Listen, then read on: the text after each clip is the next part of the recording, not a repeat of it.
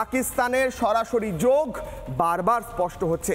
প্রশ্ন হচ্ছে, পাকিস্তান শিক্ষা যদি না পেয়ে থাকে তাহলে শিক্ষা তো পাওয়াতে হবে, শিক্ষা তো দিতে হবে, তাই নয় কি? এটা একদমই ঠিক বলেছো তুমি। পাকিস্তানকে আমাদের প্রধানমন্ত্রী জানিয়েছেন যে আমাদের অপারেশন সিঁদুর এখনো বন্ধ হয়নি, সুতরাং যে কোনো অ্যাটাক ইন্ডিয়ার উপর হলে সেগুলো যদি পাকিস্তান ইনভলভ থাকে আমরা প্রমাণ পাই, তাহলে অপারেশন সিঁদুর India will attack the Pakistani terrorist camp. কিন্তু এই যে দিল্লিতে যে জিনিসটা হয়েছে, আমার মনে হয় যে আমেরিকান সাপোর্ট নিশ্চয়ই আছে ডিপ স্টেটের, তা নইলে বাংলাদেশ এবং পাকিস্তানের এই রকম হরকত হওয়া সম্ভব নয়। 2900 কেজি, প্রায় 3000 কেজি ওজনের অ্যামোনিয়া নাইট্রেট ইত্যাদি পাওয়া গেছে।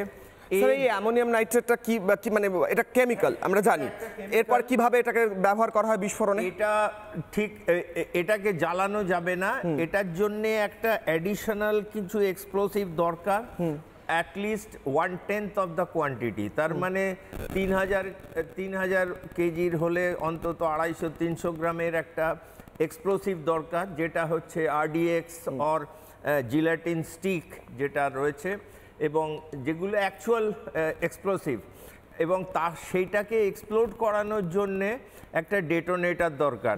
সুতরাং সেই ডেটোনেটরটা ফাটবে এই এক্সপ্লোসিভকে, এবং সেই এক্সপ্লোসিভটা ফাটাবে তোমার এই অ্যামোনিয়াম নাইট্রেটকে।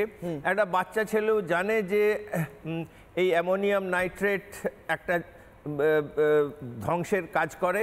কিন্তু আমার কথা হচ্ছে যে এই 2900-3000 কেজি অ্যামোনিয়াম নাইট্রেট এলো কি করে?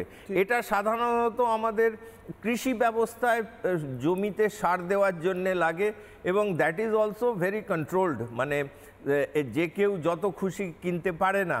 তা সত্ত্বেও এই জিনিসটা আমার মনে হয় যে আমাদের বর্ডারের ওপার থেকে এসেছে, কারণ এটা একটা তদন্তের ব্যাপার। এটা 3000 কেজি অ্যামোনিয়াম নাইট্রেট একটা কিছু একটা গড়বড় মনে হচ্ছে আমার। তো 3000 কেজি মানে এটা বিরাট একটা অ্যামাউন্ট। আজকেও 60 কেজি উদ্ধার হয়েছে, বিরাট একটা ব্যাপার। হ্যাঁ, তো সুতরাং সেইটা ওই গাড়ির মধ্যে ছিল।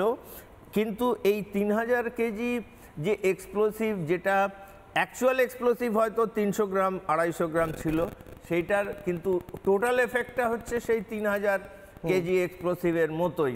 এবং একটা জিনিস জানা গেছে যে কোনো স্প্লিন্টার পাওয়া যায়নি।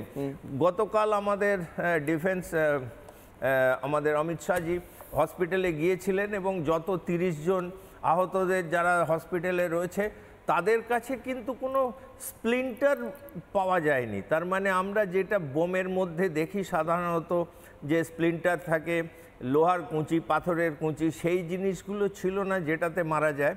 ইট ওয়াজ কমপ্লিটলি এক্সপ্লোশন হয়েছে, একটা প্রেশার তৈরি হয়ে আশেপাশের গাড়িগুলো উড়ে গেছে, এবং এটা ওই এক্সপ্লোশনের মধ্যে যে হাই প্রেশার তৈরি হয় তার ফলে আমাদের যারা ইনজিয়ার্ড হয়েছিল তাদের দেহ, হাত পা ইত্যাদি ড্যামেজ হয়েছে।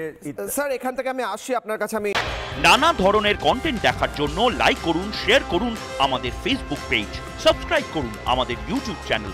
পাশাপাশি অন্যান্য ব্রেকিং নিউজের জন্য অবশ্যই চোখ রাখুন রিপাবলিক বাংলায়।